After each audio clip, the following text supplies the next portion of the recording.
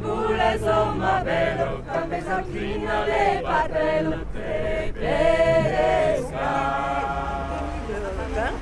et qui est né d'un collectif qui s'était réuni en 2019, qui avait commencé à vivre en 2019 grâce à des agriculteurs, grâce à des gens qui étaient expropriés et grâce à simplement des sympathisants.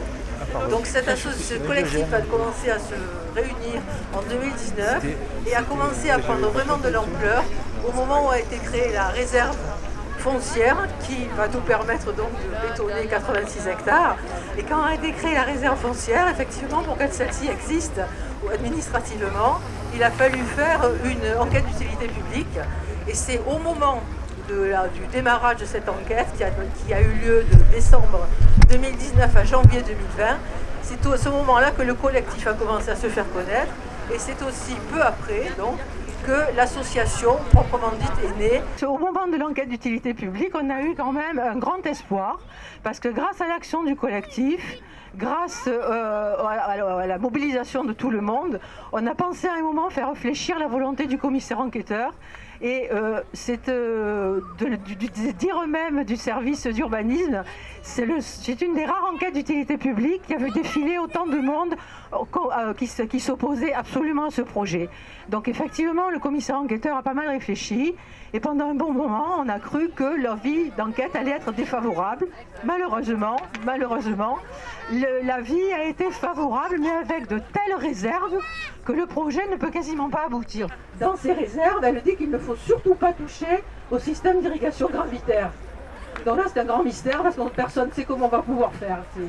Ça tient du miracle si on arrive à faire ça. Donc ça nous donne quand même pas mal d'accroches pour pouvoir faire des recours. Et donc, quand l'association a été créée, on a attendu que le préfet rende un avis qui malheureusement a été aussi favorable. Donc on a eu un arrêté en juin 2020 avec un avis favorable pour la création d'une réserve foncière et donc pour les expropriations et donc pour la fin des terres agricoles. Et immédiatement, nous avons fait un recours gracieux contre cet arrêté.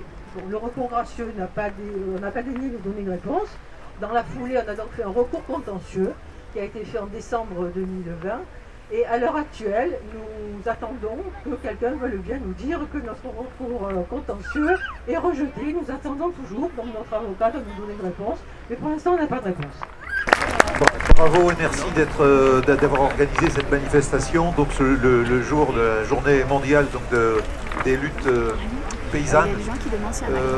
On a beaucoup de luttes actuellement qu'on essaie d'accompagner sur la métropole et au-delà. J'en citerai quelques-unes puisque c'est ce qu'on me demandait de faire là aujourd'hui. Donc sur Marseille, on a réussi à bloquer un certain nombre de dossiers. Sur les Charmerettes, sur la Serviane, pour ceux qui ont suivi un petit peu l'actualité, et sur le vallon des Hautes-Douces. C'est vrai que là, on a pu profiter aussi, il y a eu un changement de municipalité pour, une fois qu'on a su retarder le projet, que la nouvelle municipalité a su ensuite s'emparer du dossier et bloquer donc les permis de construire, les permis d'aménager. Dans d'autres cas, c'est un peu plus compliqué, puisqu'on a des municipalités qui restent très attachées à construire des grands entrepôts logistiques, par exemple, où, donc je citerai Ansuès, on est cet après-midi à Ansuès-la-Redonne, où c'est vraiment malheureusement le bel exemple où on a toujours des terres agricoles tout autour, qu'on a laissé se dégrader, on a laissé déposer des déchets. Les maires n'ont pas joué leur rôle de police, donc par rapport à ces déchets, n'ont pas fait intervenir. Et maintenant, ils s'appuient là-dessus en disant ces terres ont été dégradées, donc on ne peut plus faire de l'agriculture, et on ne peut faire que de la logistique là-dessus. C'est un scandale qu'on va aller dénoncer en Suisse cet après-midi. On l'a fait la même chose à Saint-Martin-de-Croix. Vous voyez ces grands entrepôts, Castorama et autres. Normalement, on est quasiment au bout de la procédure juridique. On devrait arriver quasiment à faire démolir ces entrepôts actuellement. Bon, sauf que le préfet, là aussi, on est face à un préfet qui va redonner une nouvelle autorisation. Donc on va à nouveau attaquer au tribunal. Donc ils essaient en permanence de gagner du temps. Voilà. Et le pire, c'est qu'on est contre le ministère dit de l'écologie, de l'environnement, etc. dans ces affaires-là, quoi. C'est ce qui nous met hors de nous. En tout cas, bravo, vous avez fait appel au même avocat que celui qui nous a accompagnés sur ces différents dossiers. On a quasiment tout gagné avec lui. Donc je souhaite qu'on gagne sur cette affaire de Pertuis. Un mot encore sur l'affaire de Pertuis. Le conflit d'intérêts qui est flagrant. J'espère que la population de Pertuis va à un moment donné réagir par rapport à ça et dire c'est quand même scandaleux. Pour vous donner la petite histoire, on a rencontré donc il y a 2 ans donc le maire de Pertuis dans le bureau de la société Pelinck, donc, et avec en permanence dans le discours le conflit d'intérêts qui revient en boucle, et quand on le fait remarquer, il n'y a pas de problème, tout va bien, quoi, je veux dire. Donc j'utilise la puissance publique pour développer ma propre société, et ça ne le choque même pas, quoi. Voilà, donc moi je dois dire que c'est des choses qu'on est en train de dénoncer haut et fort, comme on dénonce ce qui est en train de se passer à la Barbette, ceux qui suivent ce dossier de la Barbette, qui est également un dossier particulièrement douloureux pour nous. Voilà, merci et bon courage.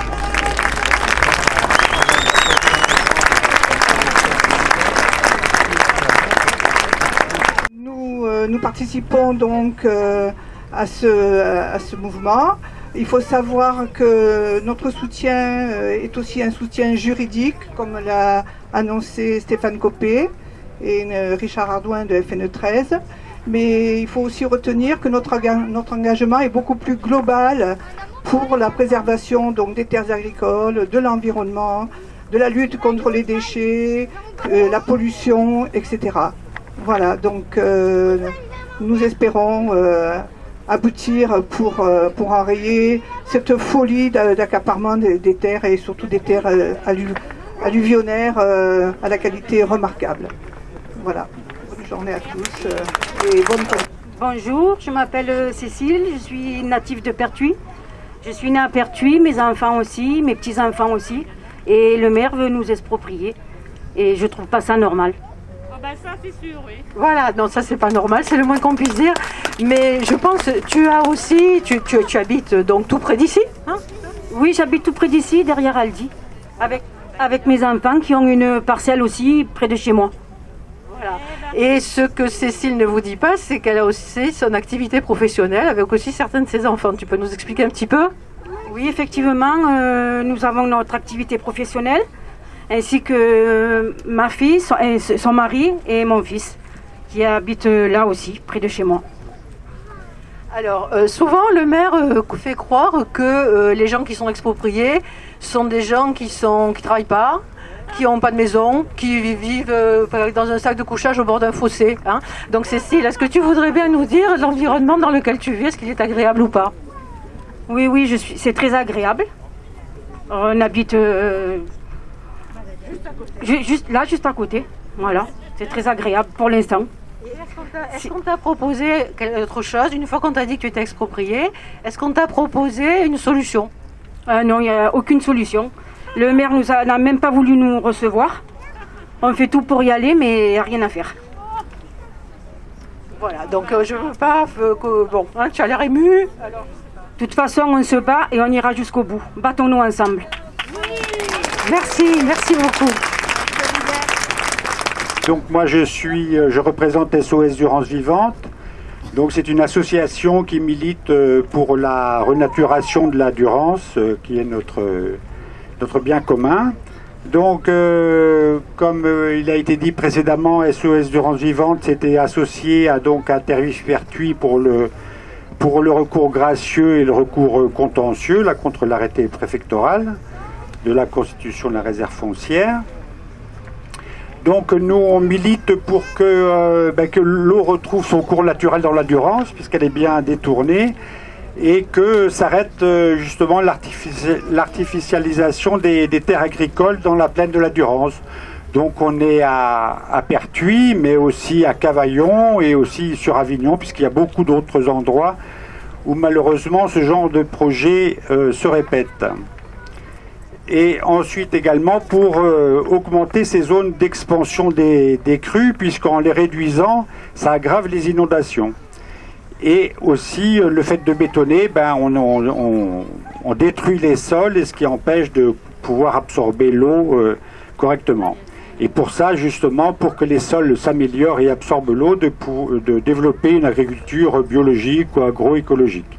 Et comme Bernadette vous l'a dit, également, là, donc, l'arrosage gravitaire va être bien perturbé. Ce projet, donc, il bétonne, mais on ne sait pas pourquoi. Les études, il n'y a pas eu d'études suffisantes qui ont été faites par rapport à différents thèmes, entre autres en ce qui nous concerne, sur lesquels nous sommes sensibles, sur le fonctionnement hydraulique, sur même les conséquences sur l'agriculture. Après, ils veulent construire sur une nappe alluviale qui est polluée.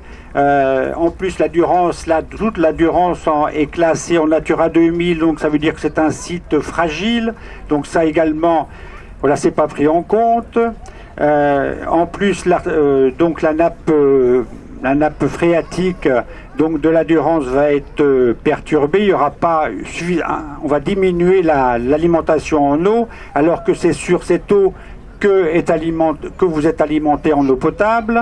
Bon, c'est un projet donc qui est totalement inutile, en plus risqué, ça a déjà été dit. Vous avez vécu les inondations, donc comme celle de 2019 avec l'Aise. En plus, le canal, vous risquez aussi, la zone risque aussi d'être inondée par le canal. Bon, Bernadette a parlé qu'elle a été inondée par le ruissellement, enfin toute la zone est inondée régulièrement par le ruissellement. Et on a vu encore cette année avec la Roya et la Vésubie, donc que ce genre de phénomène voilà, peut arriver régulièrement. Et maintenant j'enchaîne parce que je représente aussi la Confédération paysanne aujourd'hui, parce que moi je suis un paysan de Villelor. Et donc la Confédération paysanne, c'est un syndicat agricole qui défend l'agriculture paysanne et ses travailleurs. Et donc, comme SOS Durance Vivante, on est associé à Terre-Pertuis dans les recours. Donc l'agriculture paysanne, c'est une agriculture durable, qui respecte l'environnement, l'agriculture sociale. C'est un syndicat donc forcément qui protège les terres agricoles, puisqu'on en a besoin pour pouvoir produire de la nourriture, et qui veut maintenir et installer des paysans. Et là, c'est le contraire de ce qui va se passer donc ici. Et aussi garder cette production d'alimentation pour vous, quoi, pour l'ensemble des personnes. Et donc l'extension, eh bien, la zone que représente l'extension, elle pourrait quasiment nourrir Pertuis en fruits et légumes. Donc maintenant, depuis de nombreuses années, donc les terres agricoles sont détruites, et maintenant on est en situation de danger, de manquer de terre en France pour nourrir la population. Et c'est pas un militant qui le dit, hein, ça c'est le directeur général de la SAFER, donc un organisme qui s'occupe au niveau foncier des terres agricoles. Et en plus de ça, de l'agriculture, il y a cette destruction de biodiversité qui est associée avec ce bétonnage. Donc il faut absolument protéger ce foncier agricole. Il faut faire un nouveau modèle de développement urbain, donc en regardant les friches industrielles, les friches commerciales ou l'habitat.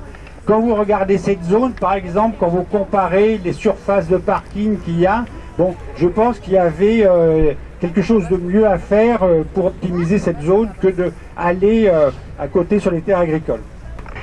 Alors en plus, c'est d'autant plus regrettable à Pertuis de bétonner, puisque ce sont des sols d'une très grande qualité, excellents, jugés excellents. Donc on peut quasiment tout faire sur ces sols. Et ce qui est assez étonnant, c'est que le plan alimentaire territorial du Luberon, même celui de la métropole, qui est donc porteur du projet, appelle à stopper la consommation de terres agricoles. Alors ils ont un discours et ils font le contraire à côté.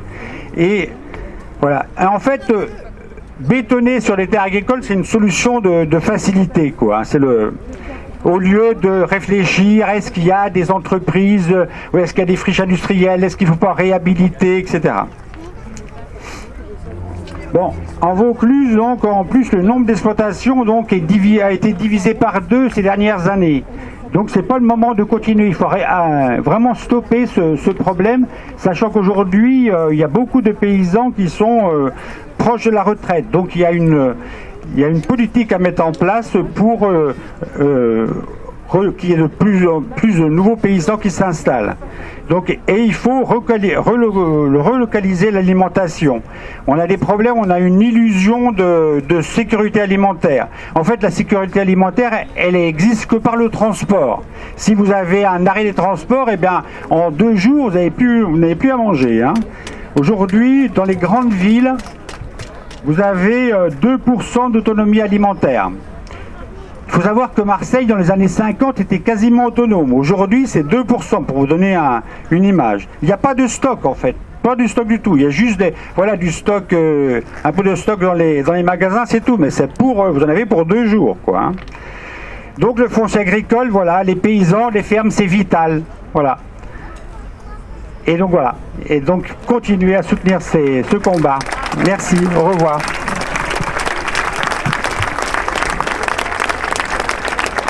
On va passer la parole à Philippe Robert, qui fait partie donc des paysans qui sont en fermage sur des terres qui appartiennent à la réserve foncière et qui donc va être exproprié et va vous expliquer sa situation. Philippe. Oui, bonjour à tous. Je ne vais pas être exproprié, je suis colocataire des terrains que j'exploite qui sont dans l'emprise de la zone. Ça représente quand même à peu près 10 hectares. Et sur les 80 et quelques hectares qu'il y a au total, il faut savoir qu'il y a 64 hectares de terres agricoles vraiment, et qui ne sont pas en friche, qui sont cultivés. Donc c'est quand même assez impactant. Donc moi je cultive des terres sur Pertuis depuis 30 ans.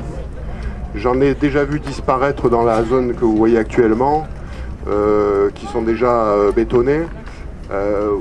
J'ai eu déjà l'occasion de témoigner au sein de Terre Vive, puisque j'y suis depuis le début. Tout simplement, là, beaucoup de choses ont été dites par Pierre, notamment sur l'agriculture. Moi, je rajouterais que bon, le maire nous oppose par rapport à ces terres qui vont être urbanisées, ce qui fait par ailleurs pour le reste de la plaine. Le reste de la plaine, c'est à peu près 1000 hectares sur Pertuis. Donc effectivement, il y a des petites choses qui se font, notamment un remembrement, on essaye d'optimiser un peu ce qui reste, on essaye de remettre en culture certaines friches. Or, en l'occurrence, les terres qui sont cultivées, les 64 hectares, ils sont cultivés, c'est pas des friches, donc il ne faut pas confondre. Il y a des endroits qui sont en friche, mais les terres qui vont être prises sont des bonnes terres, irriguées, du bon parcellaire, de bonne qualité agronomique, inondables de surcroît, mais pour l'agriculture, c'est un moindre mal. Et donc ces terres-là, c'est quand même un bien qui s'en va et qu'on ne retrouvera plus. Il n'y a pas de compensation qui tienne face à ces 60 hectares de prix. C'est-à-dire qu'on peut remembrer sur le reste, on peut regagner sur les friches, on peut essayer de faire des couveuses, puisque ça se fait sur Pertuis et c'est positif, des couveuses de jeunes agriculteurs pour les installer. Le problème, c'est que le foncier, c'est un bien commun qu'il faut préserver sur les générations futures. Bon, ça a été dit, ça ne va pas du tout dans le sens du local ni du durable. Sachant que bon, on s'oriente aussi sur du piégeage de carbone par l'agriculture, on se rend compte que ça peut être un bon moyen. Si on bétonne, on fait exactement l'inverse. Donc on va à contre-courant. Moi, ce qui me révolte un peu dans cette histoire, ça a été dit aussi, mais c'est qu'on parle de réserve foncière. Et réserve foncière, certes, il faudra certainement de l'espace pour de l'urbanisation future ou pour des activités économiques, mais là, concrètement, on ne les voit pas. On sait qu'il y a les entreprises pélinques qui sont intéressées, mais ça fait pas 80 ou 90 hectares. Donc c'est là où je pense que le projet est au moins exagéré, au pire peut-être à revoir complètement, mais disons que je pense que là il y a une manière de faire avec cette déclaration d'utilité publique et l'emprise qui devait être au départ encore plus grande que ce qu'elle est, elle a déjà été réduite, qui est trop importante et qui est mal placée. Voilà en 2 mots ce que je voulais dire, donc après on va pas faire long. Merci.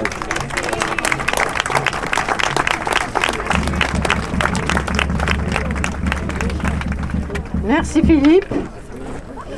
Voilà, maintenant de nouveau on va laisser parler quelqu'un qui habite ici et qui va être exproprié de la même façon que tout le monde, comme des chiens. Voilà. Voilà, alors c'est Laurent Dubois. Laurent, tu nous expliques un petit peu ? Voilà, bonjour à tous, merci d'être ici. Ah pardon, je suis là. C'est bon là ? C'est bon ? Voilà. Ouais, je dis bonjour à tous, merci d'être ici. Là ? Parle fort. Oui. Bon, voilà, je fais partie des gens qui sont des familles qui sont expropriées. Ça fait plusieurs fois que je monte en mairie pour avoir des rendez-vous avec monsieur le maire, mais il ne veut pas nous recevoir. Il ne veut pas nous recevoir, nous on ne comprend pas, on est une trentaine de familles. Nous ce qu'on voudrait c'est qu'on puisse parler avec lui, voir ce qu'il en est, ce qu'il nous conseille, mais il ne veut pas nous voir, il ne veut toujours pas nous voir. Et voilà, on ne comprend pas. En fait, je sais pas, j'arrive pas à parler. Attends. Bon, tout le monde est un peu ému, c'est un peu normal. Mais je voulais, Laurent, que tu nous dises un petit peu que non seulement tu as vécu ici, mais que tu as aussi ton entreprise. Oui, ça fait depuis 1960 que mes parents sont arrivés ici, je suis né ici. J'ai mon activité sur mon terrain, j'ai mon terrain de 2 hectares. Ils veulent me le prendre pour 1 € du mètre. Comprenez que nous on ne veut pas se faire prendre notre terrain à ce prix-là. Et derrière on ne veut même pas se le faire prendre le terrain, à n'importe quel prix. On veut rester chez nous, c'est tout. Et après, moi j'arrive plus à parler, ça m'énerve. Voilà, excusez-moi, mais voilà, excusez-moi. En fait, j'ai plein de choses à dire, mais j'arrive pas à les dire, voilà, tellement que ça m'énerve. Il y a trop d'injustice. Ils veulent nous prendre nos terrains à nous pour nous les revendre à 200 €. Et quoi, c'est quoi? C'est du capitalisme en fait. Voilà, c'est tout. Et voilà, c'est tout. Merci. Et on va écouter le représentant de l'Étang Nouveau, qui fait partie des associations qui nous soutiennent aussi, et qui va vous expliquer un petit peu quel est son projet, de quelle façon il nous soutient, et quels sont les problèmes qu'il rencontre. Merci. Merci. L'association L'Étang Nouveau, nous, on a été créée en 1988 dans le cadre donc, de la reconquête et de la réhabilitation de l'étang de Berre. Parce qu'il faut savoir qu'en 1966, l'aménagement hydroélectrique Durance-Verdon, donc surtout Durance, a détourné sur 180 km de Serpenson jusqu'à Malmort, 90% de l'eau de la Durance sort de son corps naturel. Donc cette eau s'est retrouvée dans l'étang de Berre. En 1966, on a turbiné 4 milliards de mètres cubes d'eau douce de la Durance dans l'étang de Berre. Et on a vu arriver 300 à 400 000 tonnes de limon dans l'étang de Berre. Il faut bien comprendre qu'en 2 ans, on a assassiné notre mer intérieure. Donc par un recours juridique européen, on a réussi à renverser la tendance, à gagner sur l'étang de Berre. Mais on s'est aperçu que le problème vient de l'aménagement hydroélectrique Durance-Verdon. Alors, il faut savoir que 90% de la Durance est détournée hors de son cours naturel. Donc c'est catastrophique pour l'étang de Berre, pour la Durance, pour les nappes phréatiques de la Durance. Et puis la rivière sans eau, elle ne permet plus le charriage des limons et des alluvions vers la Camargue et le littoral méditerranéen. Il faut savoir que la Durance a mené entre 57% et 60% des matériaux. Donc vous voyez, on a déséquilibré beaucoup de problèmes environnementaux. Alors nos propositions, elles vont dans ce sens-là. On est vraiment contre l'aménagement de la zone d'extension des Pertuis. Pourquoi? Pour aussi par rapport donc, à la sécurité des biens et des personnes. Nous avons vu que la crue de 1995, de 3000 m3 par seconde, elle a remis les pendules à l'heure de la sécurité. La digue de Pertuis a cédé et nous avons vu que la zone a été inondée. Mais la Durance donc, a retrouvé sa liberté, elle est redevenue capricieuse, puisque c'est son nom, la Durantia. Et toute la base Durance a subi d'énormes dégâts. C'était en 1994. Mais nous allons avoir le même phénomène d'ici peu, puisque nous avons eu le 20 octobre 2020, la vallée de la Roya, de la Vésubie et de la Dunée, le phénomène du changement climatique. Il faut savoir qu'avec nous allons avoir 2 degrés supplémentaires d'ici peu, ce qui fait qu'on va avoir, pour 1 degré de supplémentaire, on va avoir 7% de pluviométrie en plus. Donc nous allons prendre le bouillon dans la base Durance, et ça il faut en tenir compte. C'est pour ça que c'est dangereux et criminel de continuer les urbanisations, telles qu'on le laisse faire en ce moment à Pertuis, à Cavaillon, à Château-Renard ou à Avignon. Alors il faut savoir qu'en plus la Durance, c'est la rivière la plus endiguée, on va dire, de France. Pour 1 km de rivière naturelle, nous avons 3 km d'endiguement. Donc tout ça, c'est vraiment catastrophique et à prendre en compte. Alors, je reviens aussi au rapport de synthèse de juin 2001 du SMAVD, qui a été commandé à la SOGREA, qui est le plus grand bureau d'études donc, sur la gestion des eaux et des aménagements hydroélectriques. Voilà ce qu'il dit. Les crues exceptionnelles restent proches de leur état naturel. L'absence de crues ordinaires les rend d'autant plus dangereuses. Ce qui veut dire que la Durance, sans ses crues d'automne et de printemps, et sans sa remise en eau, va devenir encore plus dangereuse que jamais. Voilà. Donc, et il va arriver la prochaine crue centennale de 5000 m3, ça c'est sûr, parce que la dernière elle était en 1886. Donc demain nous allons avoir une crue de 5000 m3 par seconde. Je ne vous explique pas ce qui va arriver, surtout de la base Durance. Voilà. Alors, il y a un dicton populaire qui est toujours d'actualité, qui dit que là où l'eau a coulé, elle reviendra. Et elle reviendra à Pertuis, là où ils veulent construire, c'est sûr. Voilà. Donc je vous remercie. Alors comme pour l'étang de Berre, je vais vous dire le mot d'ordre, c'est Nia Proun. On a un peu, il y en a assez, comme disait Jean Genot. Et nous, on dit sur l'étang de Berre, alors je vous dis Nia Proun, Nia Proun, Nia Proun, Nia Proun, Nia Proun. Merci.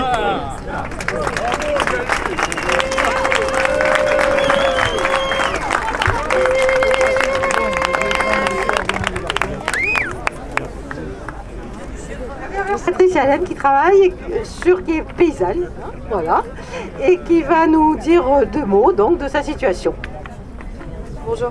Oui, effectivement, moi je suis agricultrice, je produis des plants maraîchers sur Villelor. On est plusieurs sur la ferme d'ailleurs, il y a 2 maraîchères et un paysan boulanger. Et bon, ça fait 5-6 ans que je suis installée.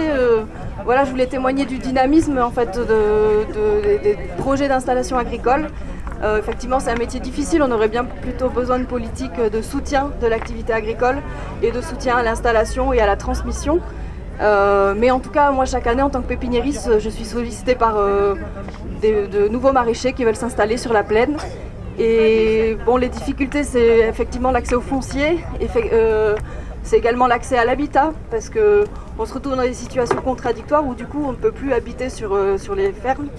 Et c'est un des obstacles principaux à l'installation. Et ensuite, on a aussi besoin de maintenir certaines friches parce qu'on a besoin d'espaces de biodiversité pour pouvoir cultiver de façon la plus écologique possible. Donc c'est pas juste tout exploiter de façon productive, mais aussi laisser des espaces de biodiversité pour que l'agriculture écologique soit possible. J'en profite pour vous dire que du coup on vous propose aussi de passer à l'action.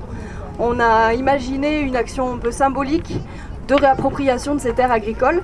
Et dimanche prochain, donc le 25 avril, on vous invite sur une des parcelles menacées de bétonisation de venir planter des pommes de terre. On a préparé une parcelle, merci à Nicolas d'avoir passé beaucoup de temps sur la préparation de la parcelle, au propriétaire de nous la mettre à disposition et au fermier qui l'a cultivée de nous laisser un petit espace. Donc voilà, on a 2000 m², de la semence et on vous attend dimanche prochain à partir de 10h. On vous donnera rendez-vous sur le rond-point des Gilets jaunes au niveau de l'hôtel Ibis.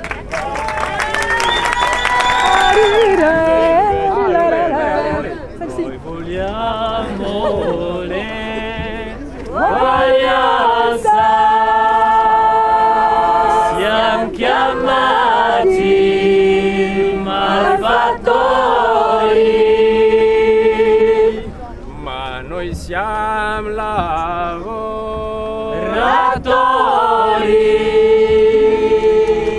e padroni noi vogliamo, e giù la schiavitù. Vogliamo la libertà, siamo lavoratori, e giù la schiavitù. Vogliamo la libertà, siamo lavoratori, vogliamo la libertà. Dei ribelli togliamo le bandiere sanguinate.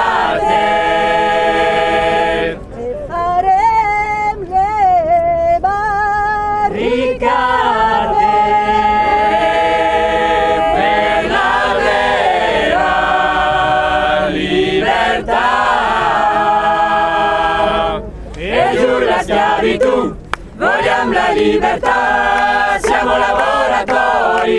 lavoratori, e giù la schiavitù. Vogliamo la libertà, siamo lavoratori, vogliamo la libertà. E ancor ben che siamo dole, noi paura non abbiamo. per amor dei nostri figli, noi in Lega ci mettiamo, e giù la schiavitù, vogliamo la libertà, siamo lavoratori, e giù la schiavitù, siamo la